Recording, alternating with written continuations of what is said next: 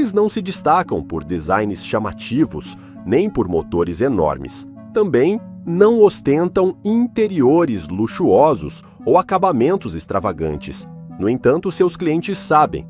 Os carros da Suzuki têm personalidade própria, uma sensação de qualidade genuína, algo que simplesmente é bem feito e construído para durar a vida toda. Desde o início, a Suzuki construiu sua reputação com base na confiabilidade, marcada por aquele inconfundível selo japonês de precisão, durabilidade e atenção aos detalhes. Embora atualmente já não estejam presentes no setor automotivo de dois dos maiores mercados do mundo, China e Estados Unidos, a marca ainda mantém sua imagem como uma fabricante de prestígio, avaliada em mais de 20 bilhões de dólares. Mas como chegaram até esse ponto? Como passaram de uma oficina rústica de tear para fazer parte da indústria global de transporte? E, sobretudo, quem foi o visionário por trás de tal transformação? Hoje voltamos ao final do século XIX para redescobrir as origens de Michio Suzuki, um inventor incansável que enfrentou a adversidade com engenhosidade e deixou seu sobrenome eternizado na história do mundo motor.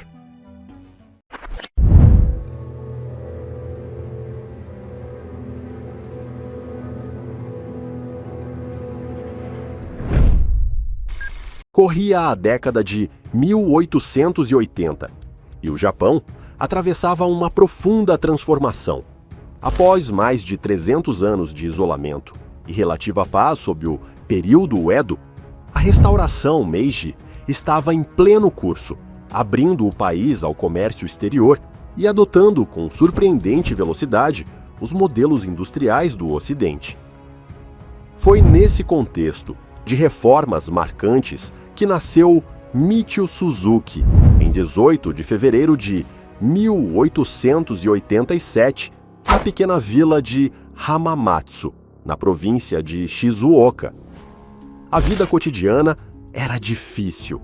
Hamamatsu era uma aldeia agrícola, conhecida por suas plantações de algodão e pela tradição na tecelagem da seda, ofício ao qual a família Suzuki também se dedicava. Michio cresceu ajudando desde cedo na colheita do algodão. Pôde frequentar alguns anos da escola primária, mas seus estudos terminaram ali, devido às limitações financeiras da família. Embora valorizasse o trabalho familiar, a rotina não era o que realmente o motivava. Sua verdadeira paixão estava nas artes manuais, nos mecanismos simples que facilitavam o dia a dia. Sonhava em construir coisas, em melhorá-las. Em 1901, aos 14 anos, decidiu seguir seus sonhos, abandonou o campo e se tornou aprendiz de carpinteiro. Na época, a carpintaria era uma profissão respeitada, mas exigia compromisso. O jovem precisava trabalhar sob a tutela de um mestre. Michio aceitou um contrato de 7 anos com Kotaro Imaura, um marceneiro renomado da região. Mas, apenas 3 anos depois, a eclosão da Guerra Russo-Japonesa abalou a economia. A demanda por móveis caiu drasticamente, e com ela, a necessidade de carpinteiros. Em contrapartida, a indústria têxtil vivia um boom sem precedentes. Buscando manter-se financeiramente, Kotaro e Michio aceitaram um novo desafio: trabalhar na manutenção de teares. Para Kotaro, aquilo era uma degradação do ofício de marceneiro, mas para Michio foi uma revelação. Ele se tornou especialista no funcionamento dos teares artesanais e ali descobriu um campo onde seu engenho podia florescer. Ao concluir seu período de aprendiz, em 1908, Michio utilizou suas economias para comprar um terreno em Nakajima, onde abriu sua própria oficina de conserto de teares. Naquele período, o contexto de instabilidade obrigava os jovens a se alistar no exército imperial. Porém, Devido à sua baixa estatura, Michio foi dispensado do serviço ativo e designado para a reserva, um golpe de sorte que lhe permitiu dedicar-se integralmente ao seu ateliê e à sua verdadeira vocação. Não apenas aperfeiçoou o concerto de teares, como também começou a fabricá-los.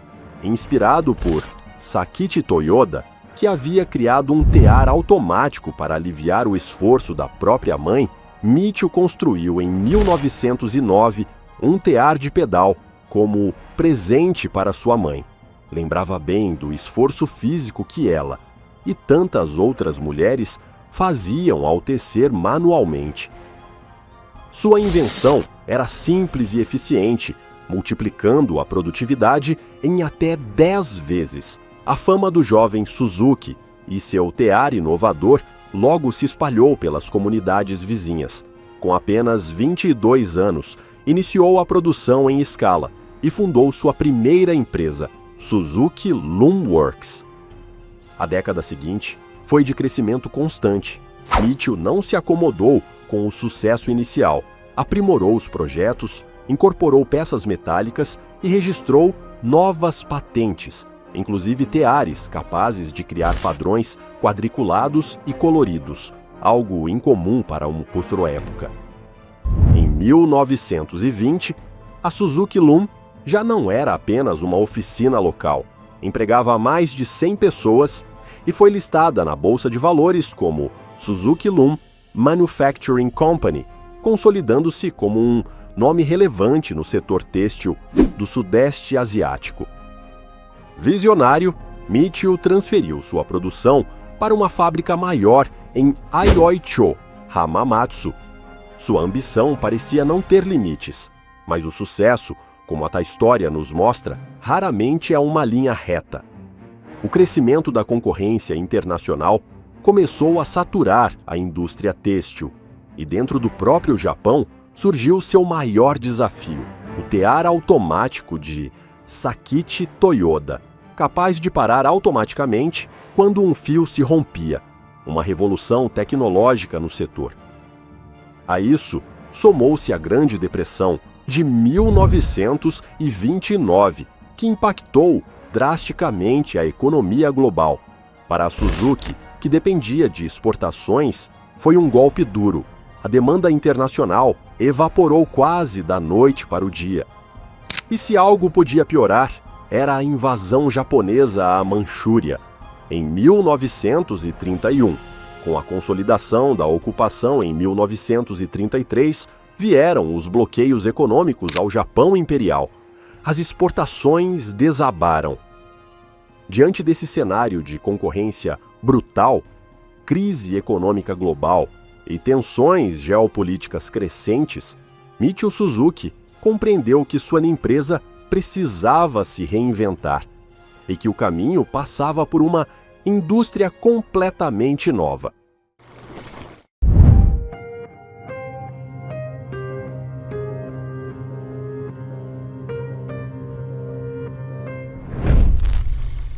No final dos anos 1920 e início dos anos 1930, o Japão começava a se transformar em um caldeirão industrial. As cidades cresciam, as fábricas se multiplicavam e com elas surgia uma nova necessidade: o transporte motorizado. Sem abandonar completamente a indústria têxtil, Michio fez aquilo que sabia fazer de melhor: enxergar além. Observou o ritmo acelerado das mudanças em seu país, o surgimento da mobilidade urbana e rural, e apostou em um novo desafio. Sua visão era clara: produzir um automóvel compacto, acessível à classe trabalhadora japonesa. Em 1937, a Suzuki Loom Manufacturing deu início ao seu primeiro grande projeto automotivo. 2 anos depois, em 1939, o esforço rendeu frutos. Um protótipo funcional finalmente ganhou vida. Tratava-se de um pequeno carro equipado com um motor de 800 cilindradas e 4 cilindros. Sua leveza e acessibilidade prometiam revolucionar o transporte em um país onde o automóvel ainda era um privilégio para poucos. No entanto, o mundo escureceu. Naquele mesmo ano, estourou a Segunda Guerra Mundial. Como parte do esforço bélico, o governo japonês impôs severas restrições à produção civil. E como tantas outras empresas, a Suzuki foi forçada a redirecionar sua indústria para o setor militar. O sonho de Michio, aquele primeiro automóvel popular japonês, ficou suspenso e não voltaria a ser retomado por mais de 15 anos. A guerra avançou com uma tempestade e os anos de destruição passaram com velocidade brutal. Em 1944, a Suzuki sentiu diretamente os estragos do conflito. Sua nova fábrica, em Takatsuka, inaugurada apenas em 1939, foi severamente danificada pelos bombardeios aliados. Foi um golpe devastador, mas o golpe final viria da própria terra. No dia 7 de dezembro de 1944, o grande terremoto de Tonankai destruiu por completo as instalações. Com a rendição do Japão em 1945, Michio e sua família, agora ampliada com 2 filhas, genros e netos, retornaram a Hamamatsu. A partir dali, tentaram reconstruir a Suzuki Loom Manufacturing, retomando modestamente a produção de teares. No entanto, o contexto havia mudado. Em um país destruído, onde a prioridade era alimentar e reconstruir cidades inteiras, a indústria têxtil havia deixado de ser essencial. Entre 1945 e 1950, a Suzuki buscou adaptar-se ao novo cenário, diversificou sua produção. Órgãos, harmônicas e instrumentos musicais passaram a integrar seu catálogo. Foi uma medida de contenção, um esforço para manter a empresa viva durante os difíceis anos da ocupação aliada. Michio ainda não sabia, mas a maior transformação de sua companhia e de seu legado ainda estava por começar.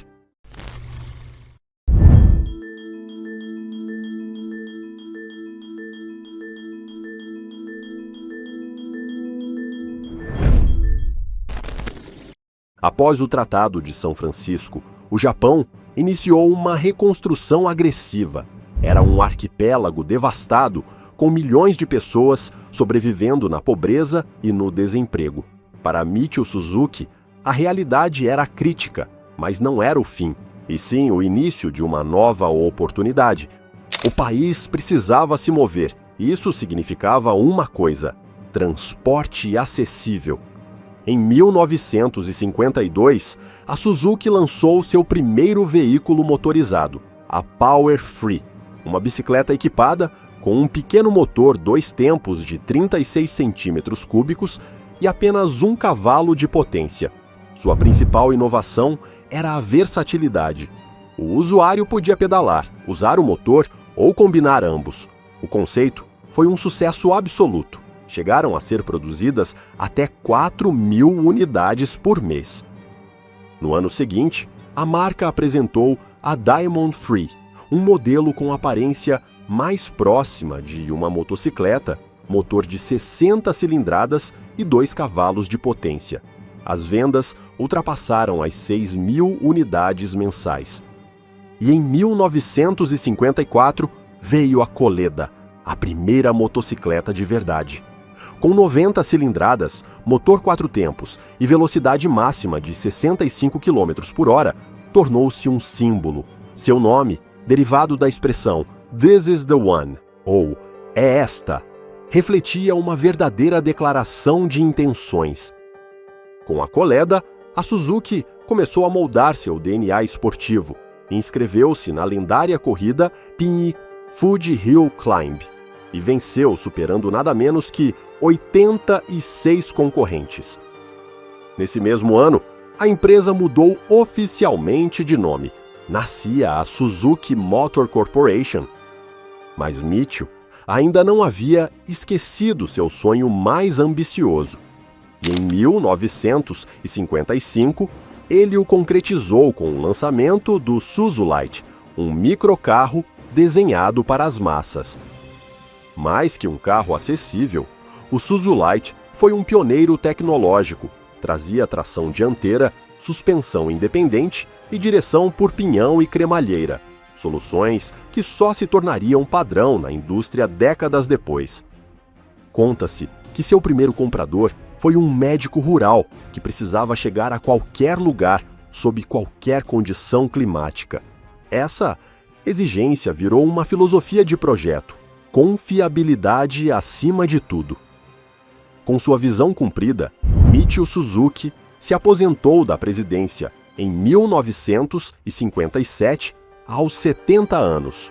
Passou a integrar o conselho consultivo da empresa até seus últimos dias. Seu genro, Shunzo Suzuki, que adotou o sobrenome da família, tornou-se o segundo presidente da companhia. Em 1958, sob sua gestão, foi apresentado o icônico símbolo S, da Suzuki. A empresa havia redefinido seu destino em apenas 5 anos, mas o progresso no Japão sempre conviveu com o imprevisível. Em 1959, o tufão Vera, um dos ciclones mais destrutivos da história do país, atingiu com força total. A planta da Suzuki, em Hamamatsu, foi severamente danificada. Mais uma vez, a Suzuki teria que se reconstruir para continuar avançando.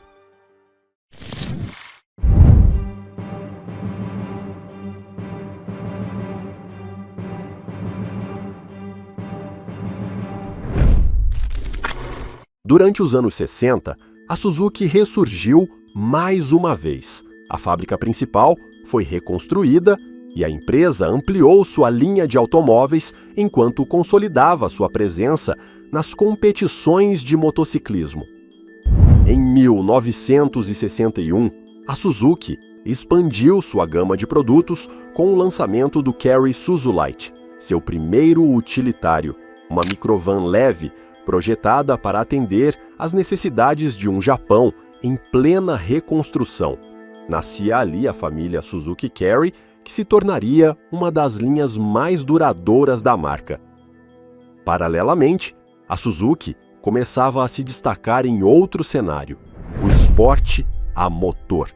Em 1962, conquistou sua primeira grande vitória internacional na Isle of Man TT, vencendo a categoria de 50 cilindradas com o piloto alemão Ernst Degner. E em 1963, fez história ao conquistar as categorias de 50 e 125 cilindradas com Hugh Anderson e Mitsuo Ito, este último, o primeiro e único japonês a vencer uma corrida na lendária ilha. Em 1965, iniciou-se a expansão industrial. Surgiu a divisão Suzuki Marine, focada em motores de popa, e foi lançado o Suzuki Front 800, um Kei-Car confiável de 360 cilindradas, ideal para o Japão do pós-guerra. O crescimento seguiu com novas fábricas pela Ásia, mas foi nas décadas de 70 e 80 que a Suzuki atingiu escala global: Austrália, China, Europa e Estados Unidos. Em 1970, nasceu uma lenda: o Suzuki Jimny, um 4x4 compacto, acessível e funcional, que se tornaria símbolo da engenharia leve e robusta da marca. No fim da década, chegou o Suzuki Alto, pequeno, confiável e eficiente. Um sucesso nos mercados emergentes. Seu design viria a inspirar que futuramente o célebre Daewoo Chico. Em paralelo, a empresa diversificou seu portfólio com uma iniciativa pouco convencional, porém profundamente simbólica. Em 1977, começou a fabricar cadeiras de rodas elétricas, aplicando sua engenharia em prol da mobilidade assistida. Os anos 80 marcaram uma nova fase, focada na expansão internacional por meio de alianças estratégicas. A Suzuki firmou parcerias com General Motors, Isuzu e a espanhola Land Rover Santana, mas nenhuma foi tão transformadora quanto a aliança com a Maruti, na Índia, uma união que fundaria um império. Hoje, a Maruti Suzuki controla mais de 50% do mercado automotivo indiano. Em 1983, a Suzuki apresentou o Swift, um hatch compacto que se tornaria a peça-chave em sua expansão global. No Zixiuao, foi vendido como Chevrolet Sprint, graças à parceria com a GM. 2 anos depois, em 1985, a marca entrou oficialmente no mercado norte-americano com o Suzuki Samurai, versão internacional, a do Jimny. E em 1988, chegou o bem-sucedido Vitara, um SUV que combinava versatilidade urbana e capacidade off-road. Enquanto a empresa crescia pelo mundo, sofreu uma perda irreparável: o falecimento de Michio Suzuki aos 94 anos, um inventor multifacetado com mais de 120 patentes registradas que deixou um legado industrial duradouro. Na década de 1990, a Suzuki lançou novos modelos como o Wagon R, o Baleno e o Grand Vitara, conhecido como Grand Nomad em alguns mercados, mas os desafios também chegaram. A General Motors, então parceira estratégica, mergulhou em dificuldades financeiras, o que afetou parte da projeção internacional da Suzuki, especialmente no Ocidente. Em 1999, a Suzuki encerrou o século com o lançamento da lendária Hayabusa, uma motocicleta que, por anos, foi a mais rápida do mundo, ultrapassando os 300 km por hora. Um feito técnico e um verdadeiro ícone cultural. Naquele momento, a empresa celebrava 2 marcos históricos: 40 milhões de motocicletas e mais de 10 milhões de automóveis produzidos.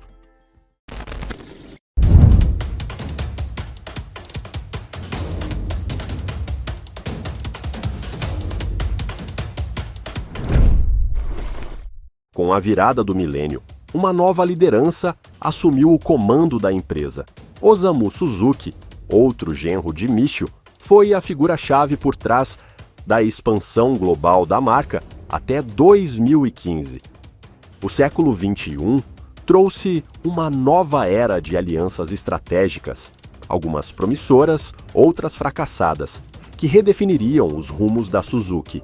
Uma das mais significativas foi o desligamento progressivo da General Motors, que entre 2006 e 2010 foi obrigada a vender sua participação de 20% na Suzuki para tentar salvar suas próprias marcas. Em 2009, foi anunciada uma nova parceria de grande potencial. A Volkswagen adquiriu 19,9% da Suzuki, com o objetivo de ganhar acesso a mercados emergentes como a Índia. Em contrapartida, a Suzuki teria acesso à tecnologia alemã. Mas os conflitos não tardaram a surgir.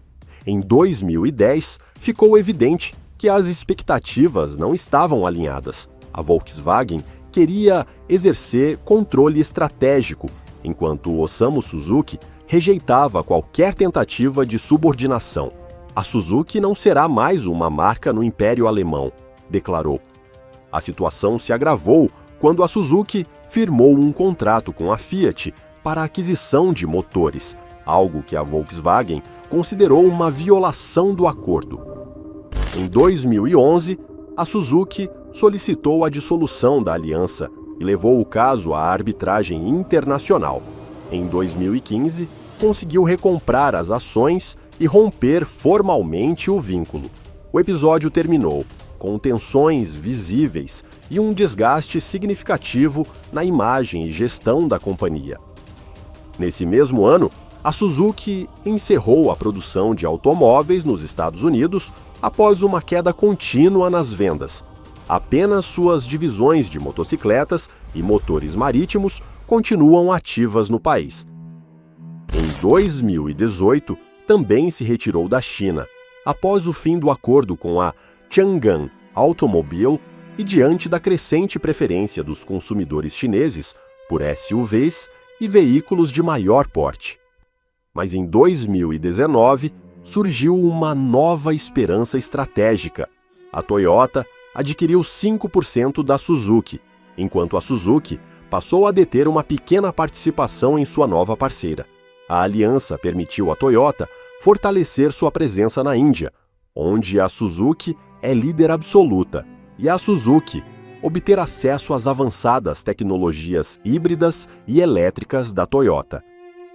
Desde 2015, a empresa é liderada por Toshihiro Suzuki, filho de Osamu e neto de Michio.